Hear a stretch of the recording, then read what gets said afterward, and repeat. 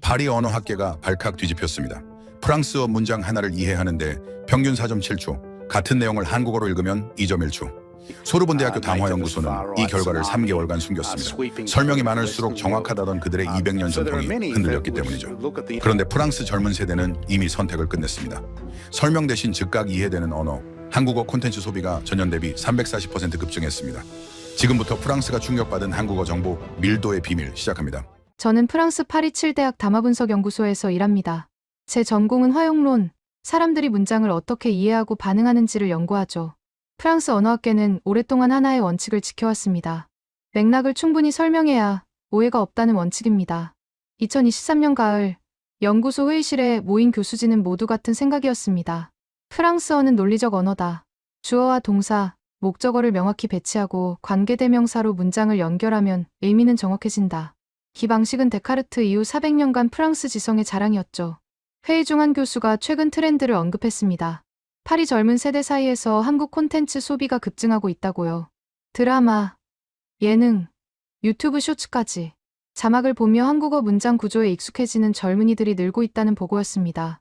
한 원로 교수가 웃으며 말했습니다. 그건 문화적 유행일 뿐이야. 언어 구조와는 무관하지.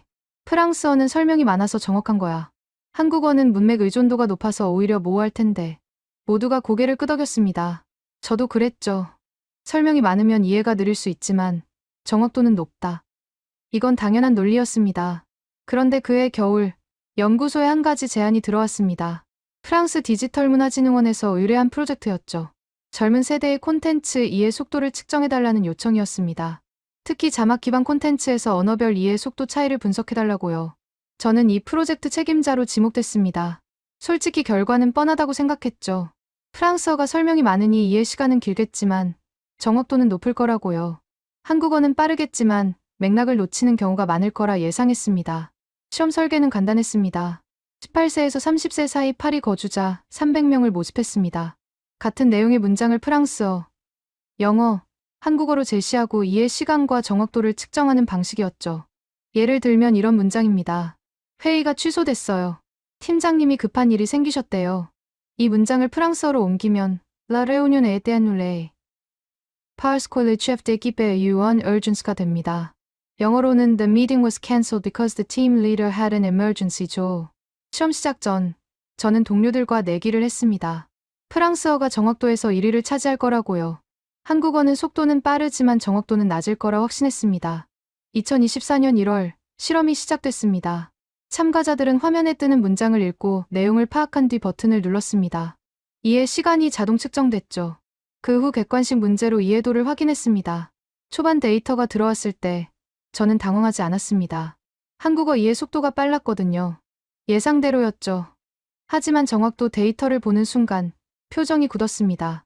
한국어 이해 정확도가 프랑스어와 거의 같았습니다. 아니, 어떤 문항에서는 더 높았어요. 저는 데이터 오류를 의심했습니다. 시험 설계를 다시 점검했죠. 하지만 문제는 없었습니다. 동료 교수 한 명이 말했습니다. 이건 참가자들이 한국 콘텐츠에 익숙해서 그런 거 아닐까. 한국어 문장 패턴을 이미 학습한 거지. 그 말이 맞을 수도 있었습니다.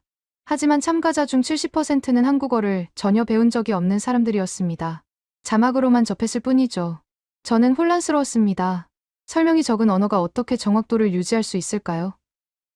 맥락 의존도가 높으면 오해가 생겨야 정상 아닌가요? 2월 첫째 주, 연구팀 회의가 열렸습니다. 데이터를 공유하자 분위기가 무거워졌습니다. 한 연구원이 조심스럽게 물었습니다. 혹시 한국어 문장 구조 자체에 뭔가 있는 건 아닐까요? 저는 고개를 저었습니다. 문장 구조가 이해 속도를 결정하는 건 맞아. 하지만 정확도까지 보장하려면 설명이 필요해.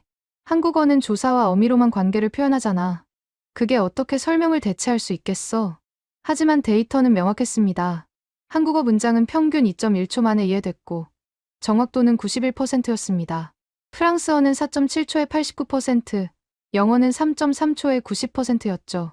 저는 그날 밤잠을 이루지 못했습니다. 400년간 유지해온 프랑스 언어학의 원칙이 흔들리고 있었습니다.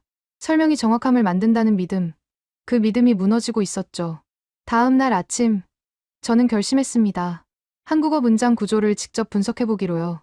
왜 설명 없이도 정확한지 그 비밀을 밝혀내야 했습니다. 제 자존심이 걸린 문제였으니까요. 2024년 2월 둘째 주, 연구소 복도는 긴장감으로 가득했습니다. 제가 발표한 1차 데이터가 교수진 사이에 퍼졌고 반응은 예상보다 격렬했습니다. 한 원로 교수가 제 연구실 문을 두드렸습니다. 이 데이터 믿을 수 없어. 재검증이 필요해. 그의 목소리는 단호했습니다. 저는 자료를 다시 펼쳐 보였습니다. 300명의 참가자, 120개 문장, 총 36,000건의 측정값. 오류 가능성은 거의 없었죠. 교수님, 통계적 유의미성은 확보됐습니다.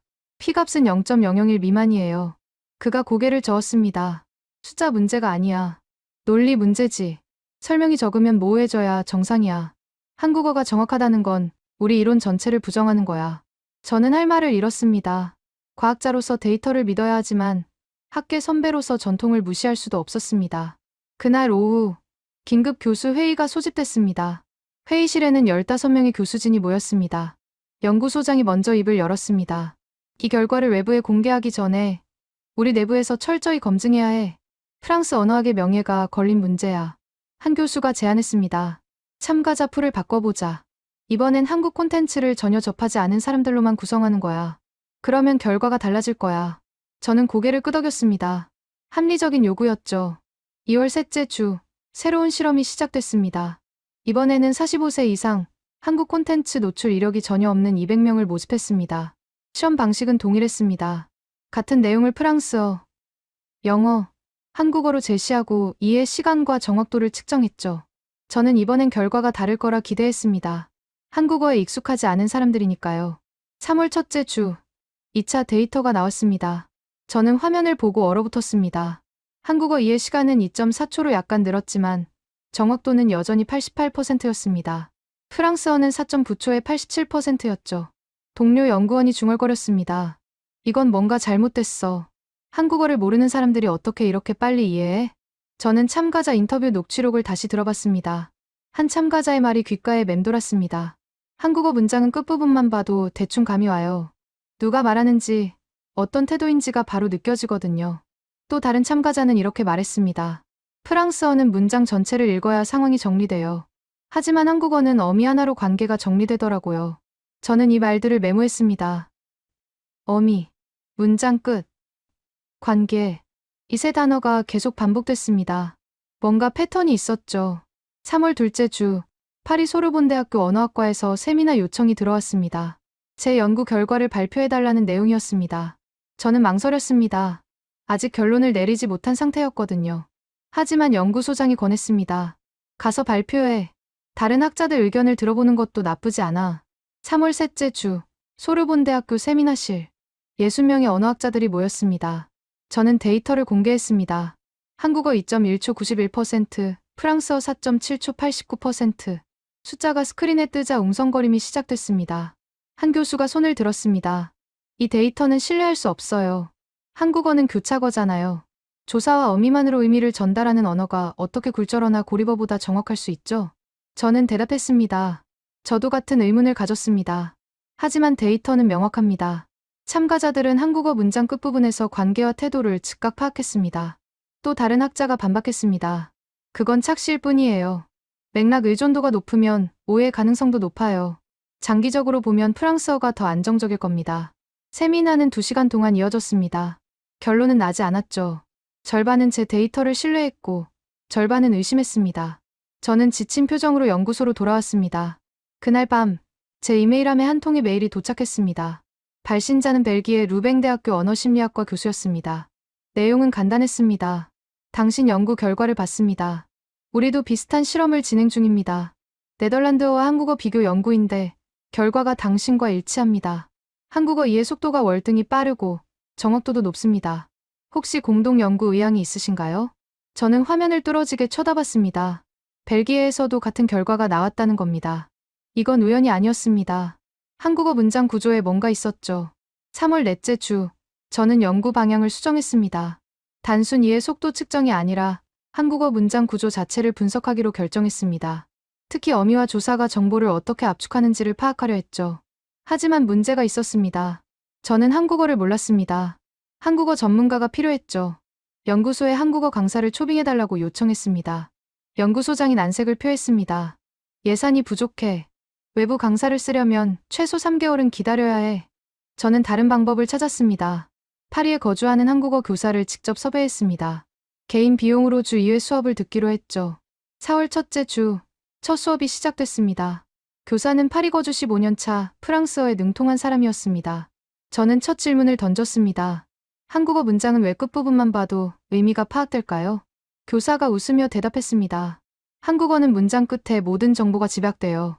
높임, 시제, 태도, 확신, 관계까지. 어미 하나가 프랑스어 문장 3개 분량의 정보를 담죠. 저는 메모를 시작했습니다. 어미, 정보 집약. 이 두 단어가 핵심이었습니다. 하지만 여전히 의문은 남았습니다. 어떻게 짧은 어미가 긴 설명을 대체할 수 있을까요? 교사가 예를 들었습니다. 회의가 취소됐어요. 이 문장을 보세요. 여기서 어요는 단순 존댓말이 아니에요.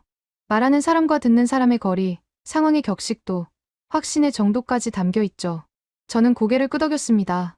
하나의 어미가 다층적 정보를 전달한다는 겁니다. 프랑스어라면 La réunion est annullé라고 말한 뒤 추가 문장으로 태도와 관계를 설명해야 하죠. 4월 둘째 주, 저는 깨달았습니다. 한국어는 설명을 생략한 게 아니었습니다. 설명을 압축한 거였죠. 문장 끝 이음절에 프랑스어 10단어 분량의 정보를 집어넣은 겁니다. 이건 언어학적으로 혁명이었습니다. 정보 밀도가 이렇게 높은 언어는 본 적이 없었거든요. 저는 흥분했습니다. 동시에 두려웠죠. 이 사실을 공개하면 프랑스 언어학계 전체가 흔들릴 테니까요. 4월 셋째 주, 저는 연구 방향을 다시 조정했습니다. 언어 구조 분석만으로는 부족했죠. 실제 사용 환경에서 어떤 일이 벌어지는지 확인해야 했습니다. 특히 프랑스 젊은 세대가 왜 한국어 콘텐츠를 선호하는지 알아야 했습니다.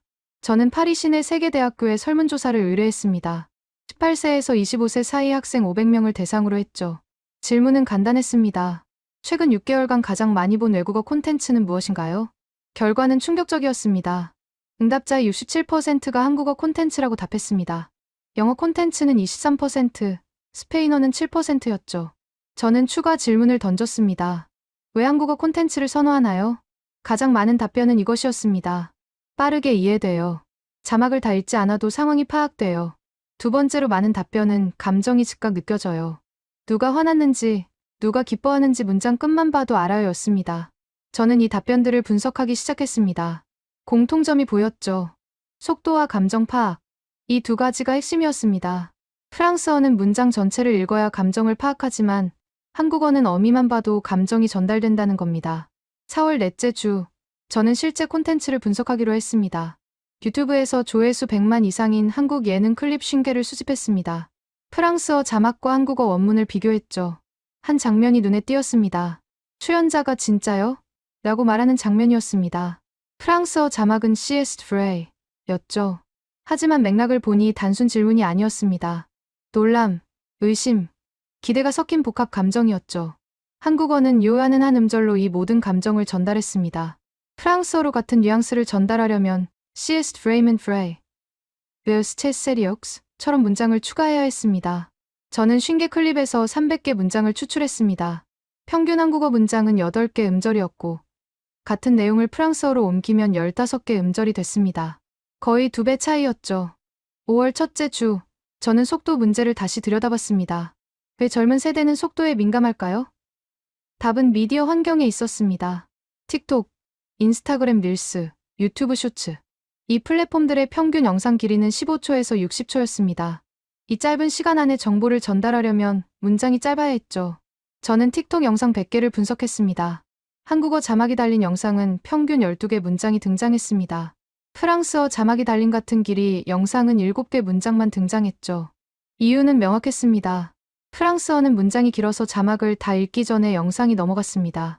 한국어는 문장이 짧아서 자막을 읽고도 영상을 볼 시간이 남았죠. 5월 둘째 주, 저는 파리 시내 한 카페에서 학생 그룹 인터뷰를 진행했습니다. 20대 초반 학생 5명이 모였습니다. 모두 한국 드라마를 정주행한 경험이 있었죠. 한 학생이 말했습니다. 처음엔 자막 읽기가 힘들었어요. 그런데 3화쯤 보니까 익숙해지더라고요. 문장 끝만 봐도 누가 윗사람인지, 누가 화났는지 알게 됐어요. 다른 학생이 거들었습니다. 프랑스어는 관계를 설명해야 하잖아요. 그는 그녀의 상사다. 그는 화가 났다. 이런 식으로요. 근데 한국어는 했습니다. 했어. 이것만으로 관계가 정리돼요. 저는 질문을 던졌습니다. 그럼 프랑스어가 더 명확하지 않나요? 설명이 있으니까요. 학생들이 고개를 저었습니다. 한 학생이 대답했습니다. 명확하긴 한데 느려요. 요즘은 속도가 중요하거든요. 10초 안에 이해 안 되면 넘어가요. 저는 그 말을 듣고 멍했습니다. 속도가 정확성을 이긴 겁니다. 아니, 정확히 말하면 속도와 정확성을 동시에 갖춘 언어가 선택받은 거였죠. 5월 셋째 주, 프랑스 디지털 미디어 연구소에서 보고서 하나가 발표됐습니다. 제목은 프랑스 젊은 세대의 콘텐츠 소비 패턴 변화였습니다. 핵심 내용은 이랬습니다. 2024년 1분기 18세에서 30세 사이 프랑스인의 평균 영상 시청 시간은 1편당 23초였습니다. 2020년에는 45초였죠. 4년 만에 절반으로 줄었습니다. 보고서는 이렇게 분석했습니다. 짧은 시간 안에 많은 정보를 전달하는 콘텐츠가 선호된다. 설명이 긴 콘텐츠는 중도 이탈률이 높다. 저는 이 보고서를 프린트해서 연구소 게시판에 붙였습니다. 동료들에게 보여주고 싶었죠. 언어 구조만의 문제가 아니라 미디어 환경 전체가 바뀌고 있다는 거요. 5월 넷째 주, 연구소 회의가 다시 열렸습니다. 이번엔 분위기가 달랐습니다. 한 젊은 연구원이 손을 들었습니다.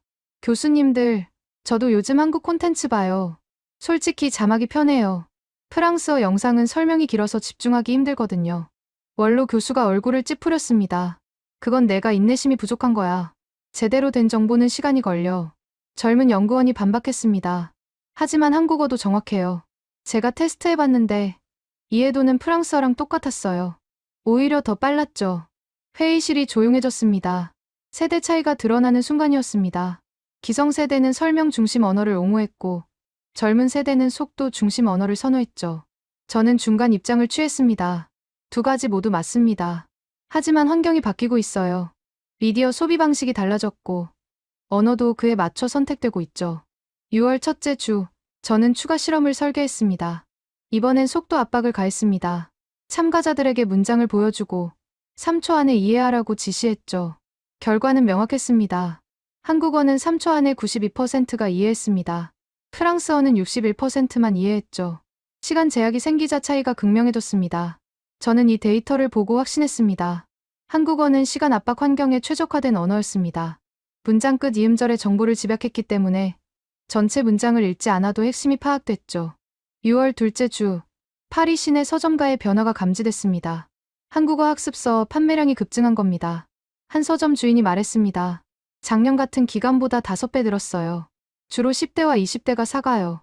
저는 서점을 직접 방문했습니다. 한국어 코너에 학생들이 모여 있었습니다. 한 학생에게 물었습니다. 왜 한국어를 배우나요? 학생이 대답했습니다. 자막 없이 보고 싶어서요.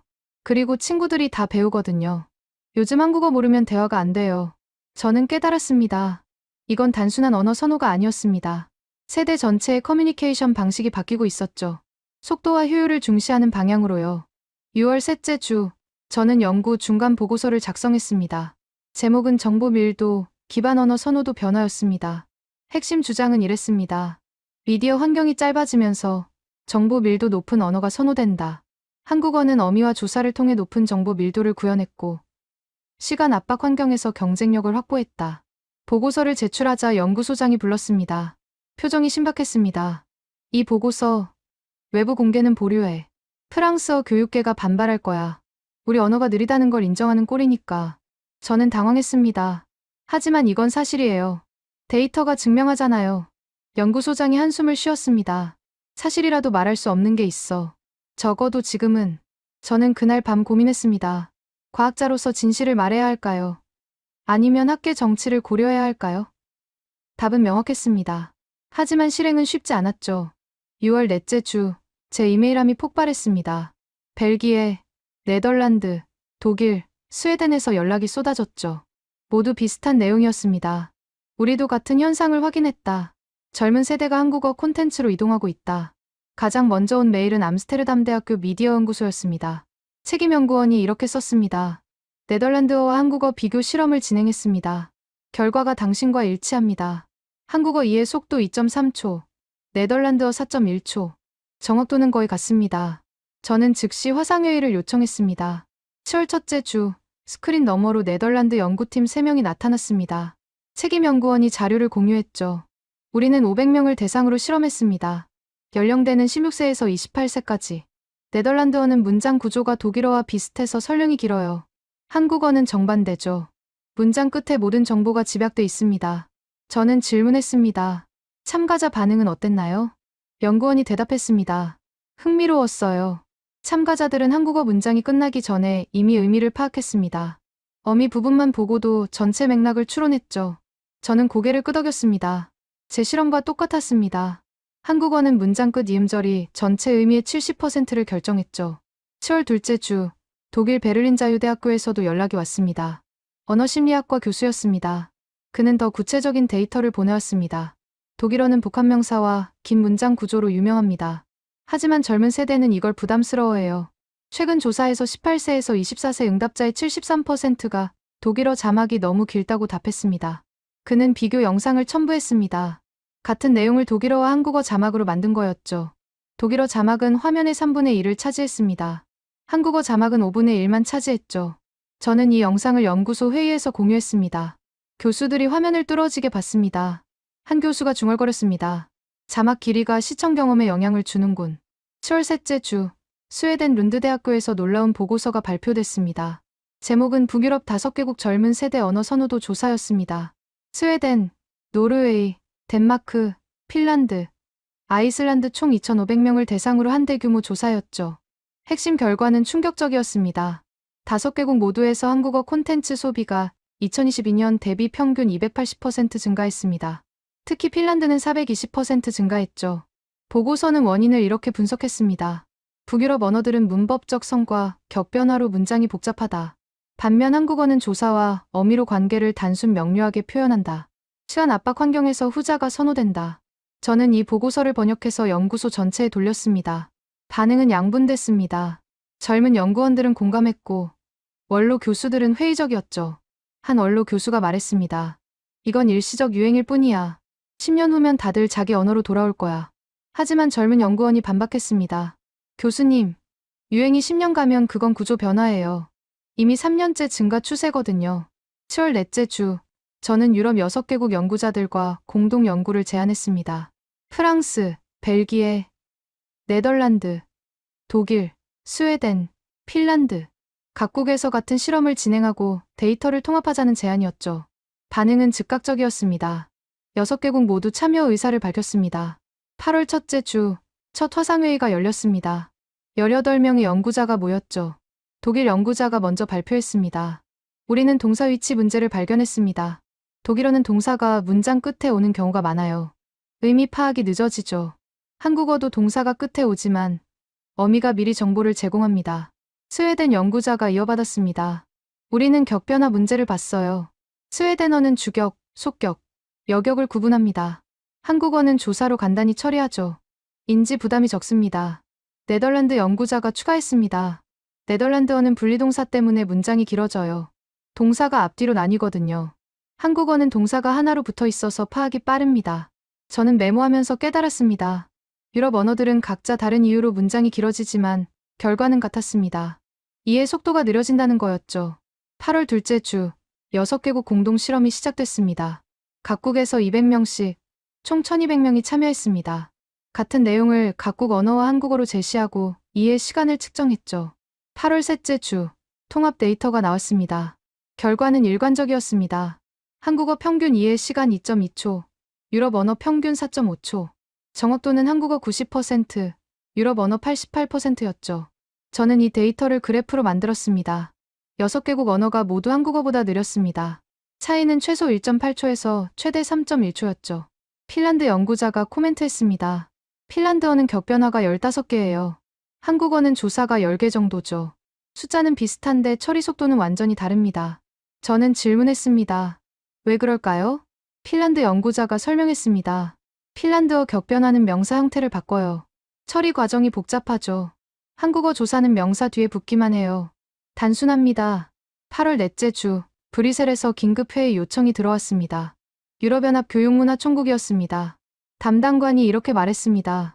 유럽 전역에서 보고가 들어오고 있습니다. 젊은 세대의 모국어 콘텐츠 소비가 감소하고 한국어 콘텐츠 소비가 급증한다고요. 이게 언어 교육 정책에 영향을 줄까 우려됩니다. 저는 데이터를 공유했습니다. 6개국 통합 실험 결과 한국어 콘텐츠 소비 증가 추세, 자막 길이 비교 영상까지. 담당관의 표정이 굳었습니다. 이건 심각한 문제네요. 유럽 언어들이 디지털 환경에서 경쟁력을 잃고 있다는 뜻 아닌가요? 저는 조심스럽게 대답했습니다. 경쟁력 상실이라기보다는 환경 변화에 대한 적응 문제입니다. 미디어 소비 방식이 짧고 빠르게 바뀌었는데 우리 언어들은 여전히 길고 상세하죠. 9월 첫째 주 유럽연합 교육문화총국이 공식 보고서를 의뢰했습니다. 제목은 디지털 미디어 환경에서의 유럽 언어 경쟁력 분석이었습니다. 6개국 공동 연구팀이 작성을 맡았죠. 보고서 작성 과정에서 한 가지 사실이 드러났습니다. 한국어 콘텐츠 소비 증가는 단순히 문화적 유행이 아니었습니다. 언어 구조 자체의 효율성이 원인이었죠. 독일 연구자가 정리했습니다. 한국어는 정보 밀도가 높습니다. 같은 내용을 전달하는 데 필요한 음절 수가 유럽 언어의 절반입니다. 시한 압박 환경에서 이건 결정적 우위예요. 9월 둘째 주 보고서 초안이 완성됐습니다. 핵심 결론은 3가지였습니다. 첫째, 유럽 젊은 세대는 속도와 효율을 우선시한다. 둘째, 한국어는 높은 정보 밀도로 이 수요를 충족한다. 셋째, 유럽 언어들은 디지털 환경 적응을 위한 변화가 필요하다. 저는 이 결론을 보며 복잡한 심정이었습니다. 프랑스어를 포함한 유럽 언어들이 열등하다는 게 아니었습니다. 단지 환경이 바뀌었고 새로운 환경에서는 다른 언어가 유리하다는 거였죠. 9월 셋째 주 보고서가 유럽연합에 제출됐습니다. 그리고 3일 후 예상치 못한 일이 벌어졌습니다. 보고서 내용이 유럽 언론에 유출된 겁니다. 프랑스 르몽드지가 일면에 실었습니다. 유럽 언어, 디지털 시대에 뒤처지나? 독일 슈피겔지도 보도했습니다. 한국어 효율성, 유럽 언어학계 충격. 저는 당황했습니다. 학술 보고서가 정치적 이슈가 된 겁니다. 연구소 전화기가 쉬지 않고 울렸습니다. 언론 인터뷰 요청이 쏟아졌죠. 연구소장이 저를 불렀습니다. 인터뷰는 거절해. 이건 너무 민감한 문제야. 하지만 이미 늦었습니다. 유럽 전역에서 논쟁이 시작됐습니다. 우리 언어가 느린가? 한국어가 정말 효율적인가? 언어 교육을 바꿔야 하는가? 저는 폭풍의 중심에 서 있었습니다. 단순한 학술 연구가 유럽 전체를 흔드는 사회적 논쟁이 된 거죠. 9월 넷째 주, 저는 결단을 내렸습니다. 논쟁을 멈추려면 명확한 증거가 필요했죠. 한국어가 왜 빠른지, 어떤 구조가 정보를 압축하는지 구체적으로 밝혀야 했습니다. 저는 한국어 교사에게 집중 수업을 요청했습니다. 주 5회, 하루 3시간씩. 한국어 어미와 조사만 집중 분석하기로 했죠.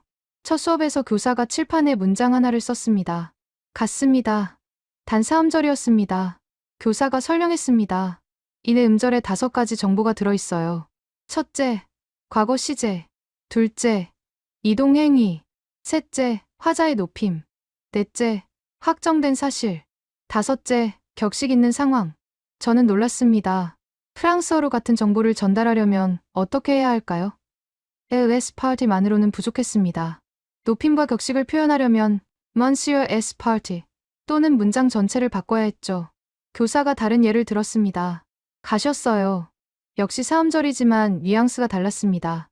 교사가 차이를 설명했습니다. 갔습니다는 격식 상황. 가셨어요는 친근하지만 존중하는 상황이에요. 어미 2음절 차이로 사회적 거리가 조정됩니다. 저는 즉시 메모했습니다. 어미 사회적 거리 조정 장치. 프랑스어는 이걸 어휘 선택으로 해결했습니다. Monsieur, Vous, Tu 같은 단어들로요. 하지만 한국어는 어미 하나로 끝냈습니다. 10월 첫째 주, 저는 100개 한국어 문장을 수집했습니다. 모두 일상 대화에서 쓰는 짧은 문장들이었죠. 평균 음절수는 7.3개였습니다. 같은 내용을 프랑스어로 옮기니 평균 14.6음절이 됐습니다. 저는 차이를 분석했습니다. 한국어는 주어를 생략했습니다. 맥락으로 파악 가능하니까요. 프랑스어는 주어를 반드시 명시했습니다. G, L, L 같은 대명사들이죠. 한국어는 목적어도 자주 생략했습니다. 먹었어요만 말해도 됐습니다. 프랑스어는 제에만 해처럼 목적어를 넣어야 자연스러웠죠. 10월 둘째 주, 저는 핵심을 발견했습니다. 한국어는 생략이 아니라 압축이었습니다. 정보를 없앤 게 아니라 어미와 조사에 집어넣은 거였죠. 예를 들어 드셨어요? 라는 문장을 분석했습니다. 겨우 4음절이지만 8가지 정보가 담겨 있었습니다.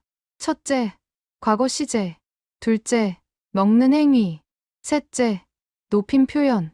넷째, 질문 형식. 다섯째, 친근한 격식. 여섯째, 확인 요청. 일곱째, 상대방에 대한 존중. 8째, 대답 가능한 열린 질문. 프랑스어로 같은 정보를 전달하려면 어떻게 해야 할까요? 에스코이베어스 에베즈만게만으로는 부족했습니다. 존중과 친근함을 동시에 표현하려면 어조나 추가 표현이 필요했죠. 저는 이걸 도표로 만들었습니다. 한국어 어미 하나당 평균 정보량은 3.7개였습니다. 프랑스어 동사 활용 하나당 평균 정보량은 1.9개였죠. 거의 2배 차이였습니다. 10월 셋째 주, 저는 조사를 분석하기 시작했습니다. 이가,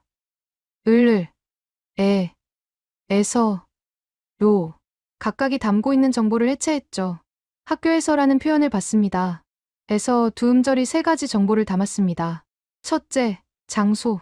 둘째, 행위 발생 지점. 셋째, 정적 위치가 아닌 동적 활동. 프랑스어로는 에콜레이었습니다. 하지만 이건 단순 장소만 나타냈죠. 동적 활동을 표현하려면 dance 에콜레 또는 추가 설명이 필요했습니다. 학교로는 어땠을까요? 요 한 음절이 방향과 목적을 동시에 담았습니다. 프랑스어는 vers l'école 또는 l'école인데 뉘앙스가 미묘하게 달랐죠. 저는 깨달았습니다. 한국어 조사는 단순 문법 요소가 아니었습니다. 공간, 방향, 관계, 목적을 한 음절에 압축하는 정보 캡슐이었죠. 10월 넷째 주, 저는 연구팀 전체 회의를 소집했습니다. 제가 발견한 내용을 발표할 시간이었습니다. 20명의 연구원과 교수들이 모였죠. 저는 칠판에 2문장을 썼습니다. 한국어 가셨어요? 3절. 프랑스어 에스코엘레스 파티. 6단어, 7음절. 그리고 각각에 담긴 정보를 나열했습니다. 한국어는 7가지 정보, 프랑스어는 4가지 정보였습니다. 음절 대비 정보량이 한국어가 3.5배 높았죠. 한 교수가 손을 들었습니다. 하지만 프랑스어가 더 명확하지 않나요? 주어가 있으니까요. 저는 대답했습니다. 명확성은 맥락에 따라 다릅니다. 한국어는 맥락이 주어지면 주어 없이도 명확해요. 오히려 불필요한 반복을 제거해서 효율적이죠. 다른 교수가 질문했습니다. 그럼 맥락이 없으면 어떻게 돼요? 저는 한국어 교사에게 물었습니다. 교사가 대답했습니다. 맥락이 애매하면 주어를 넣어요. 누가 가셨어요? 처럼요. 필요할 때만 추가하는 거죠. 회의실이 조용해졌습니다. 모두가 같은 생각을 하고 있었습니다. 한국어는 필요 최소한의 정보만 명시하고 나머지는 압축한다. 프랑스어는 모든 정보를 명시하고 압축은 하지 않는다. 11월 첫째 주, 저는 최종 분석 보고서를 작성했습니다. 제목은 한국어의 정보 압축 메커니즘 어미와 조사의 다층적 기능이었습니다. 핵심 내용은 3가지였습니다. 첫째, 한국어 어미는 평균 3.7개 정보를 하나의 형태소에 집약한다. 둘째, 한국어 조사는 공간, 방향, 관계를 이름절에 압축한다. 셋째, 한국어는 맥락 의존을 통해 불필요한 명시를 제거한다. 보고서 말미에 저는 이렇게 썼습니다. 한국어는 정보 밀도 최적화 언어다. 디지털 미디어 환경에서 요구되는 속도와 정확성을 동시에 충족한다. 11월 둘째 주, 이 보고서를 유럽 6개국 공동 연구팀에 공유했습니다. 반응은 즉각적이었습니다. 독일 연구자가 메일을 보냈습니다. 당신 분석이 맞습니다. 우리도 독일어와 한국어 조사를 비교했는데 한국어 조사 하나가 독일어 전치사고 전체와 같은 정보를 담더군요. 네덜란드 연구자도 확인했습니다. 네덜란드어 관계대명사 절이 한국어에서는 관형사형 어미 하나로 처리됩니다. 음절수가 10분의 1로 줄어요. 11월 셋째 주, 6개국 통합 데이터가 완성됐습니다. 모든 유럽 언어가 같은 패턴을 보였습니다. 정보를 명시적으로 표현하느라 문장이 길어지고 처리 시간이 늘어났죠. 반면 한국어는 정보를 형태소에 압축해서 문장을 짧게 유지했고 처리 시간을 절반으로 줄였습니다. 저는 이 데이터를 그래프로 만들었습니다. 가로축은 평균 문장 길이, 세로축은 이해 시간이었습니다. 유럽 언어들은 오른쪽 위에 모여 있었죠. 긴 문장, 느린 이해. 한국어는 왼쪽 아래 혼자 있었습니다. 짧은 문장, 빠른 이해. 11월 넷째 주, 저는 이 그래프를 들고 연구소장을 찾아갔습니다. 연구소장은 한참 동안 그래프를 들여다봤습니다. 그리고 한숨을 쉬었습니다.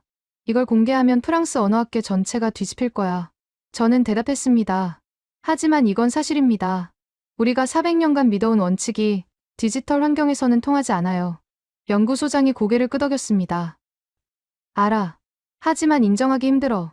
우리 언어가 느리다는 걸 공식적으로 확인하는 셈이니까. 저는 조심스럽게 말했습니다. 느린 게 아니라 다른 겁니다. 프랑스어는 명확성을 위해 설명을 선택했어요. 한국어는 효율성을 위해 압축을 선택했죠. 환경이 바뀌었을 뿐입니다. 12월 첫째 주, 유럽연합 교육문화총국에서 다시 연락이 왔습니다. 최종 보고서 발표 일정을 잡자는 내용이었습니다. 장소는 브뤼셀, 날짜는 12월 15일이었죠. 저는 발표 자료를 준비하기 시작했습니다. 핵심 메시지는 명확했습니다. 한국어는 정보 압축을 통해 디지털 시대에 최적화됐다. 유럽 언어들은 새로운 전략이 필요하다. 하지만 한 가지 고민이 남았습니다. 이 발표가 유럽 언어들을 폄하하는 걸로 받아들여지지 않을까? 저는 문장 하나를 추가했습니다. 언어의 의열은 없다. 다만 환경에 따른 적합성이 있을 뿐이다. 12월 둘째 주. 발표 전날 밤. 저는 호텔방에서 자료를 마지막으로 점검했습니다. 데이터는 완벽했습니다. 논리도 명확했죠. 하지만 떨렸습니다. 내일 이 발표가 끝나면 유럽 언어학계는 변할 겁니다. 400년 전통이 흔들리고 새로운 시대가 시작될 거였죠. 저는 창밖을 봤습니다. 브뤼셀 야경이 보였습니다. 내일 이 도시에서 언어의 미래가 다시 쓰일 겁니다. 12월 15일 오전 9시 브뤼셀 유럽연합 본부 회의실. 250명의 언어학자, 교육정책 입안자, 미디어 전문가들이 모였습니다. 저는 단상에 올랐습니다. 손에 땀이 났죠. 첫 슬라이드를 띄웠습니다. 디지털 시대의 언어 효율성 한국어 정보 압축 메커니즘 분석, 제목이 스크린을 채웠습니다. 저는 숨을 고르고 말을 시작했습니다. 6개월간의 연구 결과를 발표하겠습니다. 유럽 6개국 1200명 참가자 데이터입니다. 첫 번째 그래프가 나타났습니다. 한국어 2.2초, 유럽 언어 평균 4.5초. 회의실이 술렁였습니다. 한 교수가 손을 들었습니다. 잠깐, 이 차이는 참가자들의 한국어 노출 정도 때문 아닙니까? 저는 준비한 데이터를 보여줬습니다. 한국어 학습 경험이 전혀 없는 참가자만 추린 결과입니다. 차이는 여전히 2배였습니다. 두 번째 슬라이드가 올라갔습니다. 어미당 정보량 비교. 한국어 3.7개, 프랑스어 1.9개, 독일어 2.1개, 스웨덴어 1.8개. 숫자가 선명했습니다. 프랑스 소르본대학교 원로 교수가 벌떡 일어났습니다. 이건 공정한 비교가 아닙니다. 언어 유형이 다른데 단순 숫자로 비교할 수 없어요. 저는 침착하게 대답했습니다. 맞습니다. 언어 유형이 다릅니다. 하지만 결과는 명확합니다. 같은 정보를 전달하는 데 필요한 시간이 다릅니다. 세 번째 슬라이드. 문장 길이 대비 이해도 그래프였습니다. 한국어는 짧고 정확했습니다. 유럽 언어들은 길고 정확도는 비슷했죠. 독일 베를린 자유대학교 교수가 마이크를 잡았습니다. 그럼 우리 언어가 비효율적이라는 겁니까? 괴테와 실러의 언어가 디지털 시대에 맞지 않는다고요? 회의실 분위기가 험악해졌습니다. 저는 슬라이드를 멈추고 말했습니다. 비효율적이 아닙니다. 다른 겁니다. 독일어는 논리와 정확성을 위해 설계됐어요. 한국어는 맥락과 효율을 위해 진화했죠. 환경이 바뀌었을 뿐입니다. 하지만 제 말은 불에 기름을 부었습니다. 이탈리아 교수가 소리쳤습니다. 환경이 바뀌었으면 우리가 적응해야 한다는 겁니까? 단테의 언어를 버리라는 건가요? 저는 당황했습니다. 학술 발표가 감정 싸움으로 변하고 있었습니다. 유럽연합 담당관이 개입했습니다. 진정하십시오. 발표를 끝까지 들어봅시다.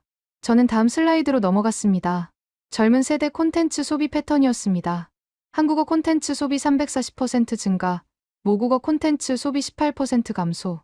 스웨덴 교육부 관계자가 질문했습니다. 이 추세가 계속되면 어떻게 됩니까? 저는 조심스럽게 대답했습니다. 현재 추세라면 5년 내 유럽 젊은 세대의 주요 콘텐츠 소비, 언어가 영어와 한국어로 양분될 가능성이 있습니다. 회의실이 얼어붙었습니다. 네덜란드 교수가 중얼거렸습니다. 그럼 우리 언어는 사라진다는 건가요? 저는 고개를 저었습니다. 사라지는 게 아닙니다. 역할이 달라지는 겁니다. 공식 문서, 학술 논문, 법률은 여전히 모국어를 쓸 겁니다. 하지만 일상 미디어 소비는 다른 언어로 이동할 수 있습니다. 12월 15일 오후 1시, 점심 휴식 시간. 복도가 아수라장이었습니다. 각국 교수들이 모여 격렬하게 토론했습니다. 프랑스 교수 한 명이 제게 다가왔습니다. 당신은 프랑스어를 배신한 거예요. 우리 언어의 명예를 짓밟았어요. 저는 할 말을 잃었습니다. 배신. 저는 단지 데이터를 발표했을 뿐인데요. 독일 연구자가 제 편을 들었습니다. 배신이 아니라 경고예요. 현실을 직시해야죠. 젊은이들은 이미 선택했어요. 오후 세션이 시작됐습니다. 이번엔 각국 교육부 관계자들의 질의응답이었습니다. 프랑스 교육부 차관이 먼저 물었습니다. 만약 이 추세가 맞다면 우리는 무엇을 해야 합니까? 한국어를 제2외국어로 가르쳐야 합니까? 저는 신중하게 대답했습니다. 그건 정책 결정 사항입니다. 저는 연구자로서 현상만 보고할 뿐입니다. 독일 교육부 관계자가 날카롭게 질문했습니다. 하지만 당신 연구는 명확한 함의를 담고 있어요. 유럽 언어가 디지털 시대에 뒤처진다는 거잖아요? 저는 잠시 망설였습니다. 그리고 솔직하게 말했습니다. 뒤처진다기보다는 환경 변화에 대응이 늦다는 겁니다. 미디어가 짧아지고 빨라졌는데 우리 언어는 여전히 길고 상세합니다. 스웨덴 관계자가 구체적으로 물었습니다. 그럼 해결책은 뭡니까? 우리 언어를 단순화해야 합니까? 저는 고개를 저었습니다. 언어는 강제로 바꿀 수 없습니다. 하지만 미디어 교육 방식은 바꿀 수 있죠. 짧고 효율적인 표현 교육을 강화하는 겁니다. 12월 15일 오후 5시 발표가 끝났습니다. 하지만 회의실은 비워지지 않았습니다. 각국 대표들이 모여 긴급 회의를 시작했죠. 저는 복도에서 기다렸습니다. 30분 후 유럽연합 담당관이 나왔습니다. 표정이 어두웠습니다. 각국 반응이 엇갈립니다. 프랑스와 이탈리아는 당신 연구를 거부하고 싶어해요. 독일과 네덜란드는 추가 검증을 요구합니다. 북유럽 국가들은 받아들이려는 분위기고요. 저는 물었습니다. 그럼 어떻게 됩니까? 담당관이 한숨을 쉬었습니다. 일단 보고서는 공식 채택됩니다. 하지만 각국이 어떻게 대응할지는 모르겠어요. 12월 16일 유럽 언론이 발표 내용을 일제히 보도했습니다. 르몽드지 일면 헤드라인은 프랑스어, 디지털 시대의 패배자였습니다. 독일 슈피겔지는 더 직설적이었습니다. 한국어 효율성 앞에 무릎 꿇은 유럽 언어들. 저는 연구소로 돌아왔습니다. 이메일함이 터져 있었습니다. 절반은 비난, 절반은 지지였죠. 한 프랑스 교수가 보낸 메일은 이랬습니다. 당신은 프랑스 언어학의 수치입니다. 400년 전통을 하루아침에 무너뜨렸어요. 반면 젊은 연구자의 메일은 달랐습니다. 용기 있는 발표였습니다. 누군가는 진실을 말해야 했어요. 12월 17일 프랑스 교육부가 공식 성명을 발표했습니다. 파리7 대학 연구는 방법론에 문제가 있다. 언어 효율성을 단순 숫자로 측정할 수 없다. 저는 예상했지만 씁쓸했습니다. 데이터를 부정하는 건 쉽습니다. 하지만 현실은 바뀌지 않죠. 12월 18일 독일 교육부는 다른 반응을 보였습니다. 연구 결과를 검토하여 디지털 미디어 교육 과정에 반영하겠다는 발표였습니다. 12월 19일 북유럽 5개국이 공동 성명을 냈습니다. 언어 교육 개혁 태스크포스를 구성한다. 디지털 시대에 맞는 언어 사용 교육을 개발하겠다. 유럽이 갈라지고 있었습니다. 프랑스와 이탈리아는 거부, 독일과 북유럽은 수용. 같은 데이터를 보고도 반응이 정반대였죠. 12월 20일 저는 연구소장에게 불려갔습니다. 연구소장의 표정이 심각했습니다. 교육부에서 압력이 들어왔어. 당신 연구를 철회하라고. 저는 놀랐습니다. 철회요? 데이터는 명확한데요. 연구소장이 고개를 저었습니다. 알아. 하지만 정치적으로 부담스럽대. 프랑스어가 열등하다는 인상을 준다는 거야. 저는 단호하게 말했습니다. 철회는 안 됩니다. 연구자로서 양심이 걸린 문제예요. 연구소장이 한숨을 쉬었습니다. 예상했어. 그럼 최소한 표현을 부드럽게 수정해줘. 효율성 차이 대신 특성 차이로 바꾸는 식으로. 저는 고민했습니다. 진실을 희석하는 건 옳지 않았습니다. 하지만 완전히 거부당하는 것보다는 나았죠. 12월 21일 저는 보고서 일부 표현을 수정했습니다.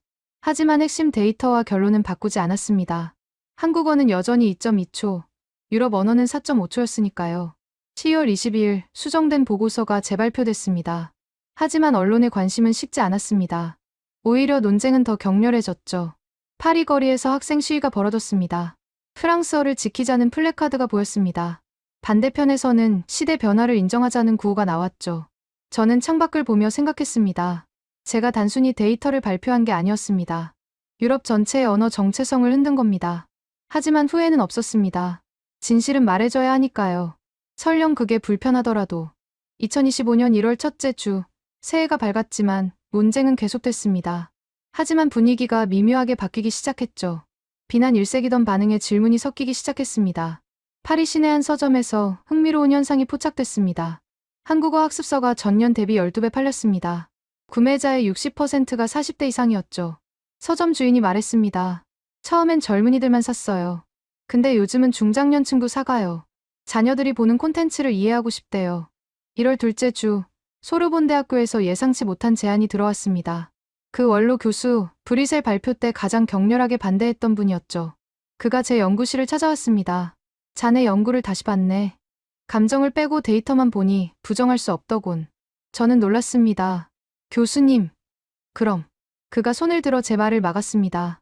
인정하기 싫었네. 평생 프랑스어의 우수성을 가르쳤는데 그게 환경에 따라 달라진다는 걸 받아들이기 힘들었어. 그는 잠시 침묵했습니다. 그리고 천천히 말을 이었습니다. 하지만 손주가 내게 물었네. 할아버지는 왜 한국 드라마 자막이 이렇게 짧은지 아냐고. 나는 대답을 못했어. 자네 연구를 읽고 나서야 설명할 수 있었지. 저는 조심스럽게 물었습니다. 그래서 어떻게 설명하셨나요? 교수가 미소 지었습니다. 한국어는 필요한 말만 한다고 했네. 프랑스어는 정확하게 말하려고 설명을 많이 하지만 한국어는 맥락으로 이해하게 만든다고. 손주가 그러더군. 그래서 한국 드라마가 재밌다고. 1월 셋째 주, 프랑스 국립언어연구소가 긴급 세미나를 개최했습니다. 주제는 디지털 시대의 프랑스어 전략이었습니다. 저도 초청받았죠. 세미나장에는 100명이 넘는 언어학자들이 모였습니다. 3개월 전 브뤼셀 발표 때와는 분위기가 달랐습니다. 비난 대신 진지한 고민이 느껴졌죠. 한 교수가 발표했습니다. 프랑스어 유튜브 채널 조회수를 분석했습니다. 평균 문장 길이가 짧을수록 조회수가 높았습니다. 상관계수 0.78입니다. 다른 연구자가 추가했습니다. 프랑스 젊은 세대가 쓰는 프랑스어를 분석했어요. 주어 생략이 30% 증가했고 문장 길이는 20% 감소했습니다. 한국어 영향으로 보입니다. 저는 손을 들었습니다. 한국어 영향이라기보다 환경 적응으로 봐야 합니다. 젊은 세대는 본능적으로 효율적인 표현을 선택하고 있어요. 세미나 후 여러 교수들이 제게 다가왔습니다. 질문이 쏟아졌습니다. 한국어 어미를 프랑스어에 적용할 수 있을까요?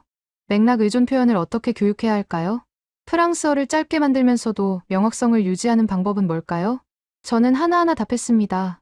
하지만 핵심은 이거였습니다. 프랑스어를 한국어처럼 만들 필요는 없어요. 각 언어의 강점을 살리면서 환경에 맞게 조정하는 겁니다. 1월 넷째 주, 독일에서 놀라운 소식이 들려왔습니다. 베를린 교육청이 새로운 미디어 장문 교육 과정을 발표한 겁니다. 핵심은 정보 밀도 높은 독일어 쓰기였죠. 교육 과정 책임자가 인터뷰에서 말했습니다. 우리는 독일어를 포기하지 않습니다. 하지만 디지털 환경에 맞게 진화시킵니다. 불필요한 반복을 줄이고 핵심을 먼저 말하는 훈련을 합니다. 2월 첫째 주, 네덜란드가 뒤따랐습니다. 암스테르담 대학교가 효율적 네덜란드어 프로젝트를 시작했습니다.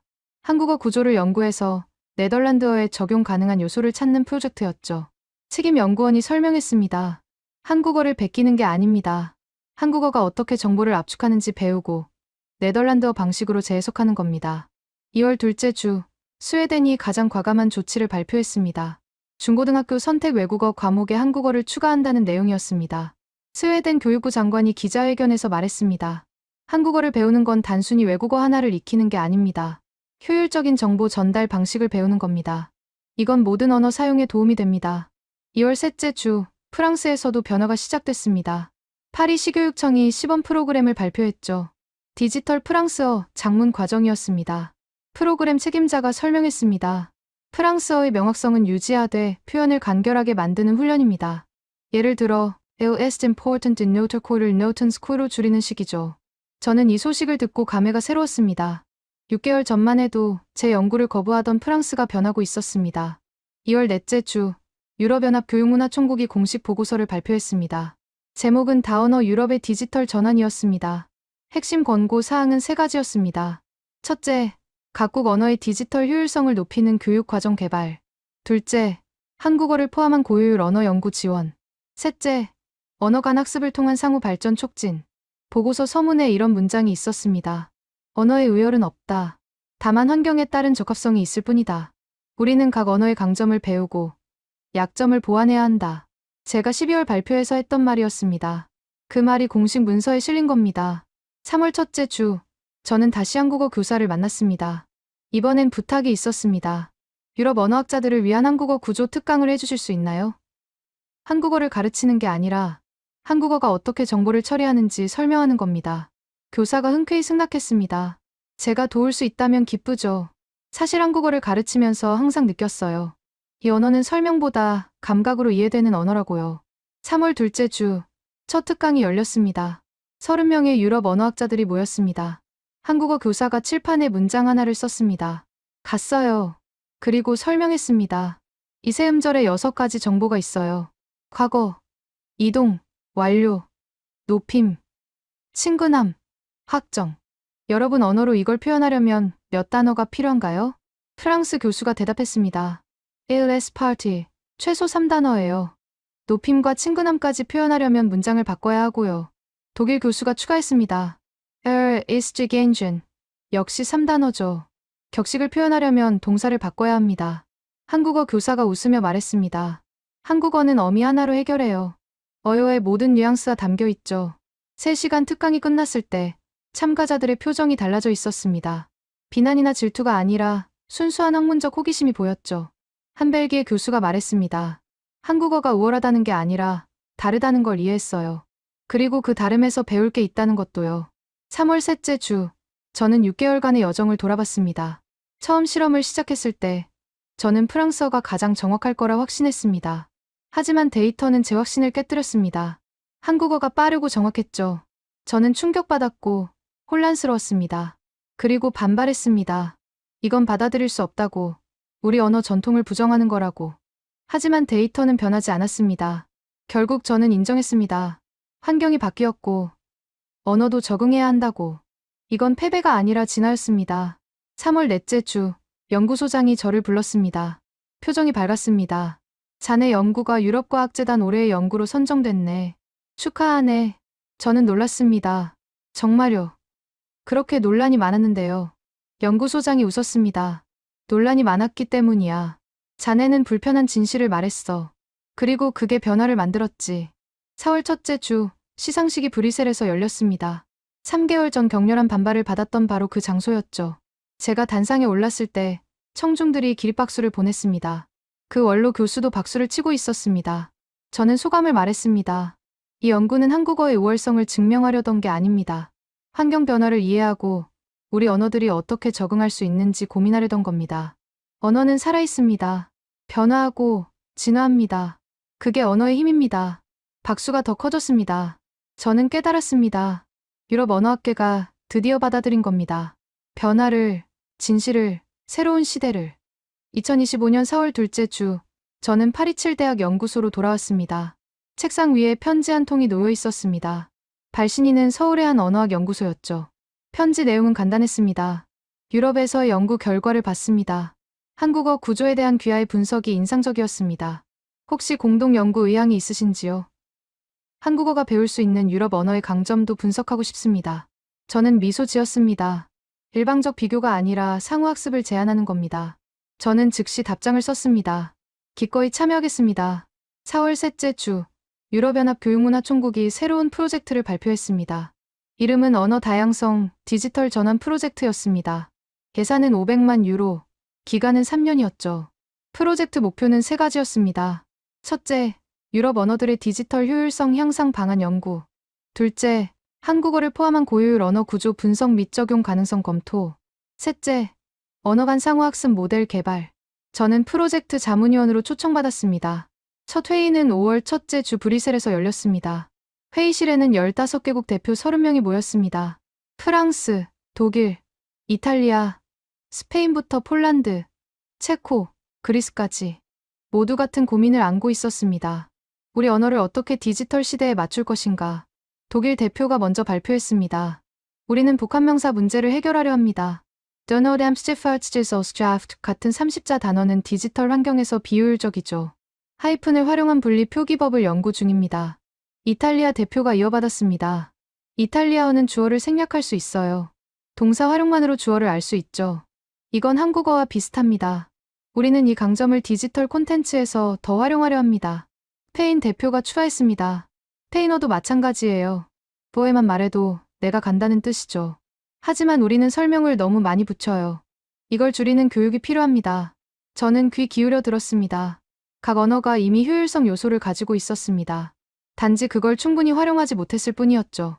5월 둘째 주, 프랑스 교육부가 시범 프로그램 결과를 발표했습니다. 디지털 프랑스어 작문 과정을 3개월간 20개 학교에서 운영한 결과였죠. 담당관이 보고했습니다. 학생들의 평균 문장 길이가 25% 줄었습니다. 하지만 정확도는 오히려 3% 올랐어요. 핵심을 먼저 말하는 훈련이 효과적이었습니다. 한 교사가 사례를 공유했습니다.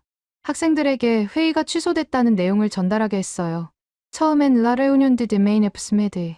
été annulée en raison d'un problème라고 썼죠. 20단어예요. 교사가 계속했습니다. 훈련 후엔 La réunion annulée problem라고 썼어요. 3단어로 줄었지만 의미는 똑같이 전달됐습니다. 5월 셋째 주, 네덜란드에서 흥미로운 실험 결과가 나왔습니다. 한국어 조사 시스템을 네덜란드어에 적용해 본 겁니다. 연구팀이 설명했습니다. 네덜란드어는 전치사가 복잡해요.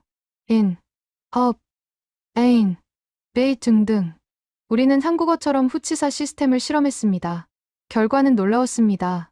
참가자들이 2주 만에 적응했고 문장 이해 속도가 15% 빨라졌습니다. 물론 이게 네덜란드어 표준이 되진 않겠지만 가능성을 보여준 겁니다. 5월 넷째 주, 서울에서 온 연구팀과 첫 화상회의를 했습니다. 한국 측 책임자가 흥미로운 제안을 했습니다. 한국어도 유럽 언어에서 배울 게 많아요. 특히 논리적 연결 표현이요. 프랑스어의 don't, ain't, par conséquent 같은 명확한 논리, 연결사가 한국어엔 부족하죠. 저는 고개를 끄덕였습니다. 맞아요. 한국어는 맥락 의존도가 높아서 논리적 비약이 생길 수 있어요. 유럽 언어의 명시적 논리 구조를 배우면 한국어 학술 글쓰기가 개선될 겁니다. 한국 연구자가 추가했습니다. 독일어의 체계적 단어 구성법도 배우고 싶어요. 한국어는 한자어 조합으로 새 단어를 만드는데 일반인이 이해하기 어려운 경우가 많거든요. 6월 첫째 주, 유럽 한국 공동 연구 프로젝트가 공식 출범했습니다. 이름은 언어 구조 상호학습 프로젝트였습니다. 프로젝트는 두 방향으로 진행됐습니다. 한 방향은 유럽 언어가 한국어에서 배우는 겁니다. 정보 압축, 어미 활용, 맥락 의존 표현. 이걸 각국 언어 교육에 적용하는 거죠. 다른 방향은 한국어가 유럽 언어에서 배우는 겁니다. 논리적 연결, 명시적 주어 사용, 체계적 전문 용어 구성. 이걸 한국어 학술 글쓰기에 적용하는 겁니다. 6월 둘째 주, 스웨덴에서 첫 한국어 수업이 시작됐습니다. 고등학교 선택 과목이었죠. 100명 정원에 300명이 신청했습니다. 담당 교사가 보고했습니다. 학생들은 한국어 자체보다 한국어 사고방식에 관심이 많아요. 어떻게 짧게 말하면서도 정확할 수 있는지 배우고 싶대요. 한 학생이 인터뷰에서 말했습니다. 한국어를 배우니까 스웨덴어도 더 효율적으로 쓰게 됐어요. 불필요한 말을 빼는 연습이 된 거죠. 6월 셋째 주, 프랑스 국립언어연구소가 10년 로드맵을 발표했습니다. 제목은 프랑스어 디지털 전환 2035였습니다. 핵심 목표는 세 가지였습니다. 첫째, 2030년까지 디지털 콘텐츠 평균 문장 길이 30% 단축. 둘째, 2032년까지 효율적 프랑스어 작문 교육 전국 확대. 셋째, 2035년까지 프랑스어를 유럽에서 가장 디지털 친화적인 언어로 만들기. 야심찬 목표였습니다. 하지만 불가능해 보이지 않았습니다. 이미 변화가 시작됐으니까요. 10월 첫째 주, 저는 1년 전을 떠올렸습니다. 2024년 1월, 첫 실험을 시작할 때만 해도 프랑스어가 가장 정확할 거라 확신했죠. 하지만 데이터는 달랐습니다. 한국어가 빠르고 정확했습니다. 저는 충격받았고, 거부했고, 결국 받아들였습니다. 그 과정에서 유럽 언어학계 전체가 흔들렸습니다. 거부와 비난, 논쟁과 분열. 하지만 결국 우리는 진실을 마주했습니다. 환경이 바뀌었고, 언어도 적응해야 한다는 진실을요. 10월 둘째 주, 유럽연합 교육문화총국이 중간 보고서를 발표했습니다. 프로젝트 시작 3개월 결과였죠. 핵심 성과는 이랬습니다. 15개국에서 디지털 언어 교육 시범 프로그램 운영 중. 한국어 구조 연구에 기반한 자국어 개선 프로젝트 12건 진행 중. 유럽 한국 공동연구팀 논문 3편 게재.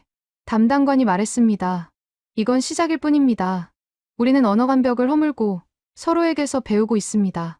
10월 셋째 주, 저는 파리 시내 카페에서 한국어 교사를 만났습니다. 1년간 함께 공부한 분이었죠. 교사가 말했습니다. 처음 선생님이 한국어를 배우러 왔을 때 단순히 언어를 배우려는 줄 알았어요. 근데 언어 너머의 사고방식을 배우시더라고요. 저는 웃었습니다. 맞아요. 한국어는 제게 다른 방식으로 생각하는 법을 가르쳐줬어요.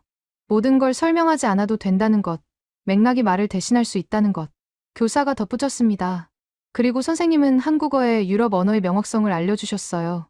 덕분에 저도 한국어를 가르칠 때 논리적 연결을 더 강조하게 됐죠. 8월 첫째 주, 저는 새로운 연구 제안서를 작성하기 시작했습니다. 제목은 언어 생태계의 상호 진화 디지털 시대의 다언어주의였습니다.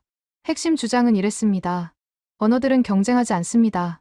공존하고, 배우고, 함께 진화합니다.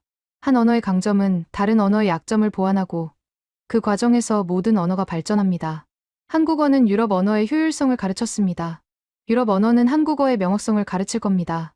이게 진정한 언어 동맹이죠. 8월 둘째 주, 연구소 복도에서 그 원로 교수를 다시 만났습니다. 그가 제 어깨를 두드렸습니다. 자네 덕분에 내 손주가 할아버지를 다시 보더군. 할아버지도 새로운 걸 배우네라고 하더라고. 나이 들어 배운다는 게 창피한 줄 알았는데 자랑스럽더군. 저는 대답했습니다. 교수님, 배움의 나이는 없어요. 언어도 마찬가지죠. 수백 년 된 언어도 새로운 환경에서 배우고 변합니다. 8월 셋째 주, 파리 거리를 걷다가 한 광고판을 봤습니다. 한국어 학원 광고였습니다. 카피가 인상적이었죠. 한국어를 배우세요. 짧게 말하는 법, 정확하게 전달하는 법. 디지털 시대의 필수 언어. 1년 전만 해도 상상할 수 없는 광고였습니다. 하지만 지금은 자연스러웠습니다.